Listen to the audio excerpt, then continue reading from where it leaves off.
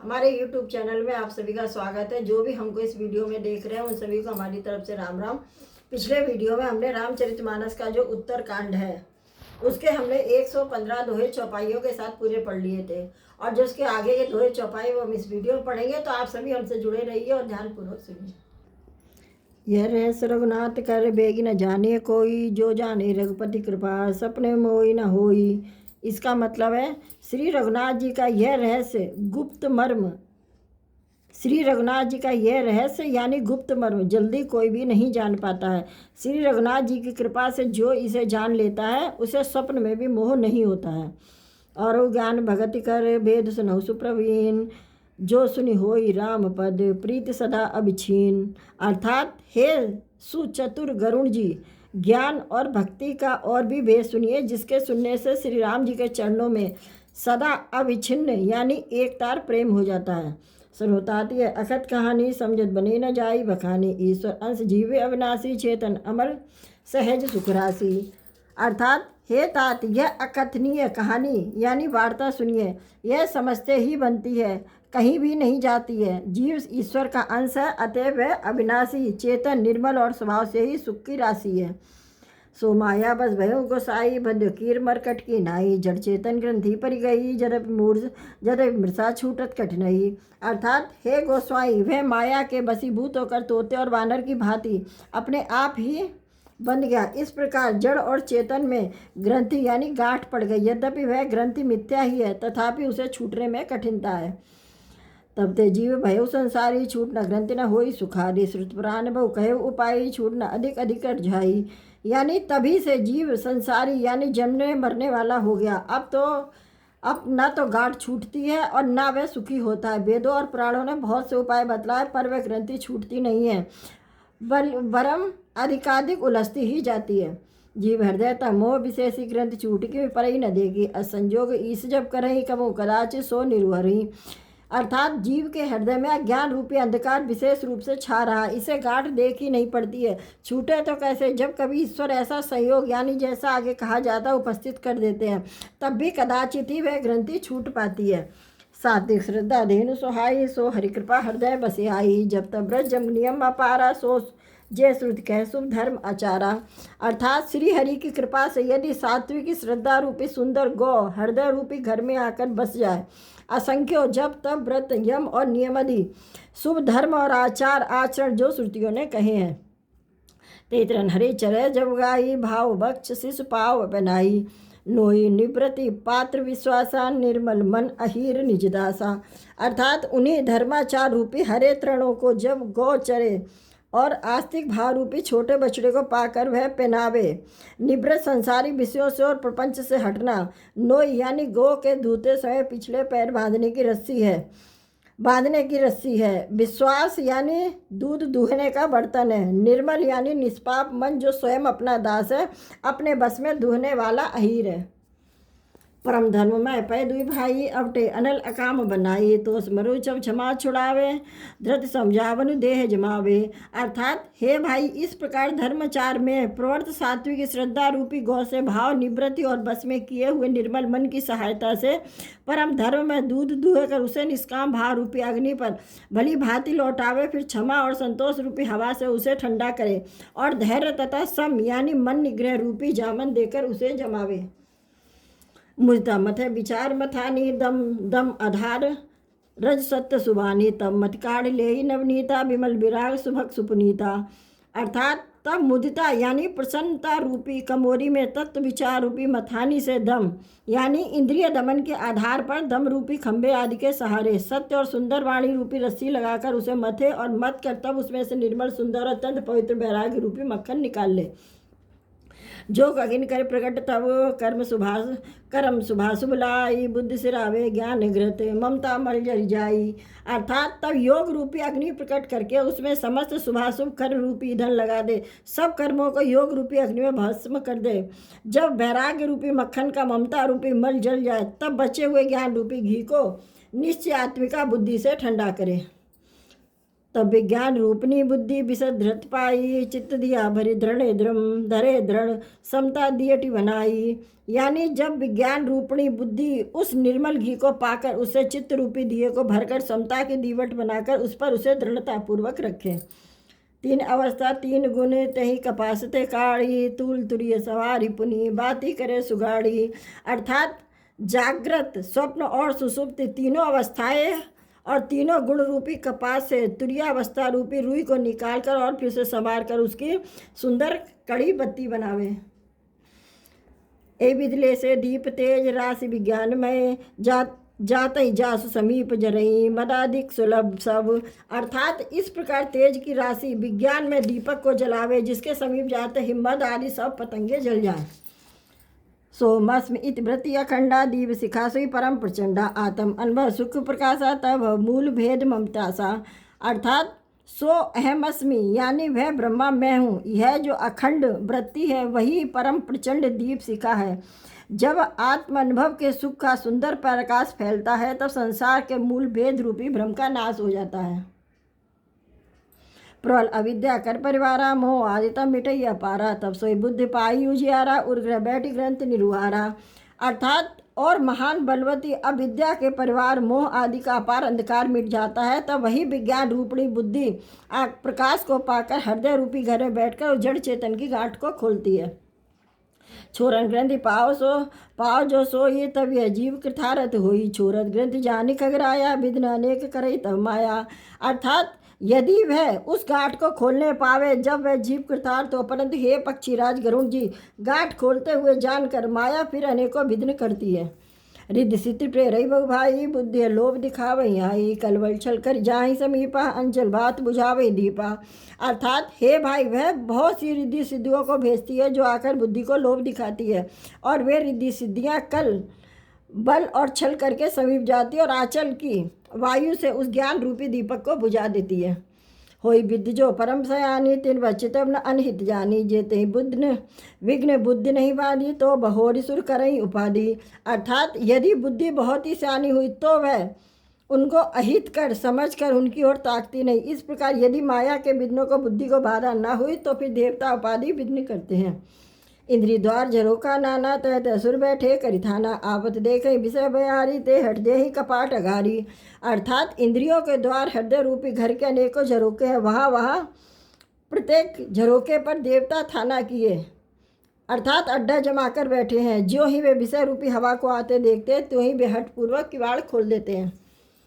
जब सो प्रभंजन उर्ग्रह जाए तमें दीप विज्ञान बुझाए, ग्रंथ न छूट मिटा सो प्रकाशा, बुद्धि विकल्प विषय तमाशा। अर्थात ज्यों ही वह तेज हवा हृदय रूपी घर में जाती है त्यों ही वह विज्ञान रूपी दीपक बुझ जाता है, गांठ भी नहीं छूटी और वह प्रकाश भी मिट गया।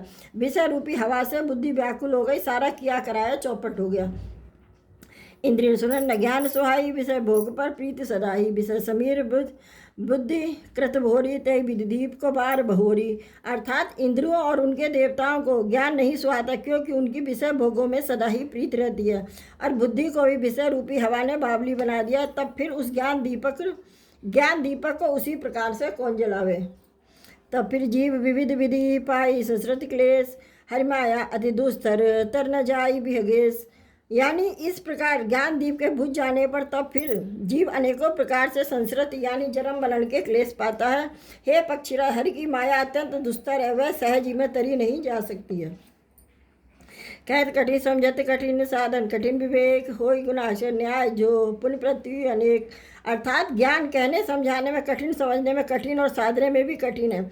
यदि गुणाक्षर न्याय यानी संयोग बस कदाचित वह ज्ञान हो भी जाए तो फिर उसे बचा रखने में अनेकों विघ्न है। ज्ञान पंथ कृपान के धारा, परत खगेश होई नहीं बारा, जो निर्विघ्न पंथ निर्वही, सो कहलव्य परम पद लही। अर्थात ज्ञान और मार्ग कृपाण दुधारी तलवार भी धार के समान है। हे पक्षीराज, जिस मार्ग से गिरते देर नहीं लगती है, जो इस मार्ग को निर्विघ्न निभाह ले जाता है, वही कैवल्य यानी मोक्ष रूप परम पद को प्राप्त करता है। अति दुर्लभ कैवल्य परम्परा, संत पुराण निगम आगम बस, राम भजय सोई मुकुट गोसाई, अनिच्छित आवई बरियाई। अर्थात अत्यंत दुर्लभ है, किंतु हे गोस्वाई बरियाई। अर्थात संत पुराण वेद और तंत्र आदि शास्त्र सब यह कहते हैं कि केवल रूप परम पद अत्यंत दुर्लभ है, किंतु हे गोसाई वही मुक्ति श्री राम जी को भजने से बिना इच्छा किए भी जबरदस्ती ही आ जाती है। जिम थल बिन जल रही न सकाई, कोटि भांति कोई करे उपाई, तथा मोक्ष सुख सुन खगराई, रही न सकाई हरि भगत बिहाई। यानी जैसे स्थल के बिना जल नहीं रह सकता, चाहे कोई करोड़ों प्रकार के उपाय क्यों ना करे, वैसे ही पक्षीराज सुनिए, मोक्ष सुख भी श्री हरि की भक्ति छोड़कर नहीं रह सकता। अस विचारी हरि भगत सयाने, मुक्ति निराधर भगत लुभाने, भगत करत बिन जतन प्रयास, असंसृत मूल अविद्या नासा। अर्थात ऐसा विचार कर बुद्धिमान हरिभक्त भक्ति पर लुभाए रहकर मुक्ति का तिरस्कार कर देते हैं। भक्ति करने से ससंस्कृति की जड़ अविद्या बिना यत्न और परिश्रम के वैसे ही नष्ट हो जाती है। भोजन करिए अत्र त्रपित हित लागी, जिमसो अचन पचवे जठरागी, असरि भगत सुगम सुखदाई, को असमूढ़ न जाई सुहाई। अर्थात जैसे भोजन किया तो जाता है तृप्ति के लिए, उस भोजन को जठराग्नि अपने आप बिना हमारी चेष्टा के पचा डालती। ऐसी सुगम और परम सुख देने वाली हरि भक्ति जिसे न सुहावे, ऐसा मूढ़ कौन होगा। सेवक से भाव बिनु भव न तरिये उर्गारी, भजो राम पद पंकज अस सिद्धांत बिचारी। अर्थात हे सर्पों के शत्रु गरुड़ जी, मैं सेवक हूँ और भगवान मेरे स्वामी हैं, इस भाव के बिना संसार रूपी समुद्र से तरना नहीं हो सकता। ऐसे सिद्धांत विचार कर श्री राम जी के चरण कमलों का भजन कीजिए। जो चेतन कह जड़ कर रही, जड़ई करी चैतन्य, असमर्थ रघुनाग नाय कही, भजई जीवते धन्य। अर्थात जो चेतन को जड़ कर देता, जड़ को चेतन कर देता, ऐसे समर्थ रघुनाथ जी को जो जीव बसते हैं वे धन्य हैं। कहे ज्ञान सिद्धांत बुझाई, सुनो भगत मन के प्रभुताई, राम भगत चिंतामणि सुंदर, बसे गरुण जाके उर अंतर। अर्थात मैंने ज्ञान का सिद्धांत समझाकर का अब भक्ति रूपी मणि की प्रभुता यानी महिमा सुनिए। श्री राम जी की भक्ति सुंदर चिंतामणि है, हे गरुड़ जी सबके हृदय के अंदर बसती है। परम प्रकाश रूप दिन राति, नहीं कर चहे दियाग्रत बाती, मोह दरिद्र निकट नहीं आवा, लोभ बात नहीं ताई बुझावा। अर्थात वह दिन रात परम प्रकाश रूप रहता है, उसको दीपक घी और बत्ती कुछ भी नहीं चाहिए। फिर मोह रूपी दरिद्रता समीप नहीं आती है और लोभ रूपी हवा उस मणिमय दीप को बुझा नहीं सकती है, क्योंकि मणि स्वयं प्रकाश रूप है, वह किसी दूसरे की सहायता से नहीं प्रकाश करती है। प्रबल अविद्या तम मिट जाई, हारे सकल सलभ समुदाई, खल कामादि निकट नहीं जाई, बसे भगत जाके उर्माई। यानी उसके प्रकाश से अविद्या का प्रबल अंधकार मिट जाता है, मदादि पतंगों का सारा समूह हार जाता है। जिसके हृदय में भक्ति बसती है, काम क्रोध और लोभ आदि दुष्ट तो उसके पास भी नहीं जाते हैं। गरल सुदासम अरहित होई, ते मन बिनु सुख पाव न कोई, व्यापी मानस रोग न भारी, तिनके बस सब दीव दुखारी। अर्थात उसके लिए विष अमृत के समान शत्रु मित्र हो जाता, उस मणि के बिना कोई सुख नहीं पाता। बड़े बड़े मानस रोग जिनके बस में होकर जीव दुखी हो रहे हैं, उसको नहीं व्यापते। राम भगत मन उरस जाके, दुख लवलेस न सपने उता के, चतुर शिरोमणि तेई जग माई, जे मणि लागे सुजतन कराई। अर्थात श्री राम भक्त रूपी मणि जिसके हृदय में बसती है, उसे स्वप्न में भी लेस मात्र दुख नहीं होता है। जगत में वे ही मनुष्य चतुरों के शिरोमणि हैं जो उस भक्ति रूपी मणि के लिए भली भांति यत्न करते हैं। सो मन जर प्रगट जग है, राम कृपा बिन नहीं कोई लहे, सुगम उपाय पाई बेकेरे, नरहत भाग्य देहि बटबेरे। अर्थात यद्यपि वह मणि जगत में प्रत्यक्ष पर बिना श्री राम जी की कृपा से उसे कोई नहीं पा सकता, उसके पाने का उपाय भी सुगम ही है, पर अभागे मनुष्य उसे ठुकरा देते हैं। पावन पर्वत वेद पुराना, राम कथा रुचरा कर नाना, मर्मी सज्जन सुमित कुधारी, ज्ञान विराग नयन उर्गारी। इसका मतलब है वेद पुराण पवित्र पर्वत है, श्री राम जी की नाना प्रकार की कथाएं उन पर्वतों में सुंदर खाने हैं। संत पुरुष उस मर्मी है और सुंदर बुद्धि यानी खोदने वाली कुदाल है। हे गरुड़ जी, ज्ञान और वैराग्य ये दो उनके नेत्र हैं। भाव सहित खोजई सो प्राणी, पाव भगत मन सब सुख खानी, मोरे मन प्रभु अस विश्वासा, राम से अधिक राम करदासा। अर्थात जो प्राणी उसे प्रेम के साथ खोजता वह सब सुखों की खान उस भक्ति रूपी मणि को पा जाता। हे प्रभु, मेरे मन में तो ऐसा विश्वास है कि श्री राम जी के दास श्री राम जी से भी बढ़कर हैं। राम सिंधु धन सज्जन धीरा, चंदन तरु हरि सत संत समीरा, सब कर फल अरि भगत सुहाई, सो बिन संत न काहू पाई। अर्थात श्री रामचंद्र जी तो समुद्र है, जो धीर संत पुरुष मेघ हैं। श्री हरिचंदन के वृक्ष तो संत पवन है। सब साधनों का फल सुंदर हरि भक्ति है, उसे संत के बिना किसी ने नहीं पाया है। अस विचार जो कर सत्संगा राम भगते सुलभ विहंगा, यानी ऐसा विचार का जो संतों का संग करता है गरुण जी, उसके लिए श्री राम जी की भक्ति सुलभ हो जाती है। ब्रह्म पयो निधि मंदरे ज्ञान संत सुर नाई, कथा सुधा मति काढ़ही भगत मधुरता जाई। अर्थात ब्रह्मा वेद समुद्र हैं, ज्ञान मंदराचल और संत देवता जो समुद्र को मत कर कथा रूपी अमृत निकालते हैं, जिसमें भक्ति रूपी मधुरता बसी रहती है। व्रत चर्म अस ज्ञान मद लोभ मोहरिप मारी, जय पाई सो हरि भगत देखो खगेश विचार। अर्थात वैराग्य रूपी ढाल से अपने आप को बचाते हुए और ज्ञान रूपी तलवार से मद लोभ और मोह रूपी वैरियों को मारकर जो विजय प्राप्त करती है वह हरि भक्ति है। पक्षीराज इसे विचार कर देखिए। पुण्य सप्रेम बोले खगराऊ, जो कृपालमय ऊपर भाऊ नाथ मोहिनी सेवक जानी, शब्द प्रश्रमम कहूँ बखानी। अर्थात पक्षीराज गरुण जी फिर प्रेम सहित बोले, हे कृपाल, यदि मुझ पर आपका प्रेम है तो हे नाथ, मुझे अपना सेवक जानकर मेरे 7 प्रश्नों के उत्तर बखान कर कहिए। प्रथम कहूँ नाथ मत धीरा, तब ते दुर्लभ कवन शरीरा, बड़ दुख कवन कवन सुख बारी, सो संक्षेप ही कहूँ विचारी। अर्थात हे नाथ, हे धीर बुद्धि, पहले तो यह बताए कि सबसे दुर्लभ कौन सा शरीर है, फिर सबसे बड़ा दुख कौन है और सबसे बड़ा सुख कौन है, यह भी विचार कर संक्षेप में कहिए। संत असंत मरम तुम जानो, तिनके सहज सुफान बखानो, कवन पुण्य श्रुत विदित विशाला, कहूँ कवन अकरम परम ग्रहाला। अर्थात संत और असंत का भेद आप जानते हैं, उनके सहज स्वभाव का वर्णन कीजिए, फिर कहिए कि श्रुतियों में प्रसिद्ध सबसे महान पुण्य कौन सा है और सबसे महान भयंकर पाप कौन सा है। मानस रोग कहो समझाई, तुम सर्वज्ञ कृपा अधिकाई, तासनो सादर अद्भुति मैं संक्षेप कहूँ यह नीति। अर्थात फिर मानस रोगों को समझाकर कहिए, आप सर्वज्ञ और मुझ पर आपकी कृपा भी बहुत है। काक भुसुंडी जी ने कहा कि हे तात, अत्यंत आदर और प्रेम के साथ सुनिए, मैं यह नीति संक्षेप में कहता हूँ।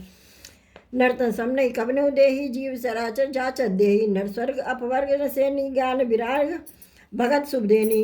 अर्थात मनुष्य शरीर के समान कोई शरीर नहीं है, चर अचर सभी जीव उसकी याचना करते हैं। यह मनुष्य शरीर नरक स्वर्ग और मोक्ष की सीढ़ी है तथा कल्याणकारी ज्ञान वैराग्य और भक्ति को देने वाला है। सोतन धरि हरि भजई न जे नर, होई विशेष रत मंद मंद तरकाच, बिरच बद लेते ले ही, करते डारी परस मनि देही। यानी ऐसे मनुष्य शरीर को धारण करके जो लोग हरि का भजन नहीं करते वह नीच से भी नीच विषयों में अनुरक्त रहते हैं। वे पारस मणि को हाथ से फेंक देते और बदले में कांच के टुकड़े को ले लेते हैं। नहीं दरिद्र सम दुख जग माही, संत मिलन सम सुख जग नाही, पर उपकार वचन मन काया, संत सहज स्वभाव खगराया। अर्थात जगत में दरिद्रता के समान दुख नहीं है तथा संतों के मिलन के समान जगत में कोई सुख नहीं है। और हे पक्षीराज, मन वचन और शरीर से परोपकार करना यह संतों का सहज स्वभाव है। संत कहें दुख पर हित लागी, पर दुख हेतु असंत अभागी, भूर्ज तरसम संत कृपाला, पर हित नीति यह विपत्ति विशाला। अर्थात संत दूसरों की भलाई के लिए दुख सहते और अभागे असंत दूसरों को दुख पहुंचाने के लिए कृपालु संत भोज के वृक्ष के समान दूसरों के हित के लिए भारी विपत्ति सहते हैं, अपनी खाल तक उधड़वा लेते हैं।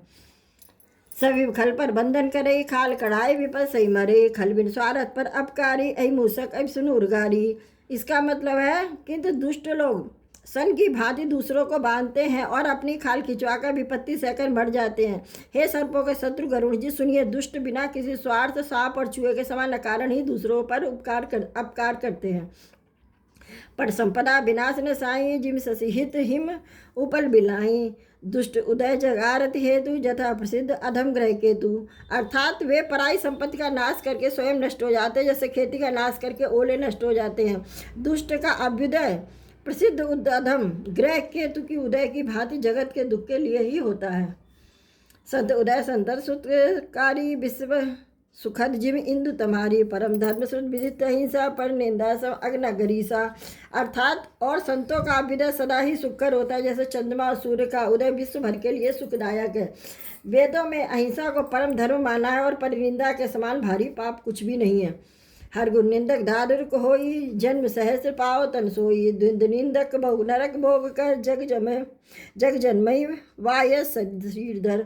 अर्थात शंकर जी और गुरु की निंदा करने वाला मनुष्य मेढक होता है और वह 1000 जन्म तक वही मेढक का शरीर पाता है। ब्राह्मणों की निंदा करने वाला व्यक्ति बहुत से नरक भोग कर फिर जगत में कौए का शरीर धारण करके जन्म लेता है। सुरसत निंदक जे अभिमानी रौरव नरक पर हिते प्राणी होई उलूक संत निंदारत मोह निशा प्रिय ज्ञान भानुरत।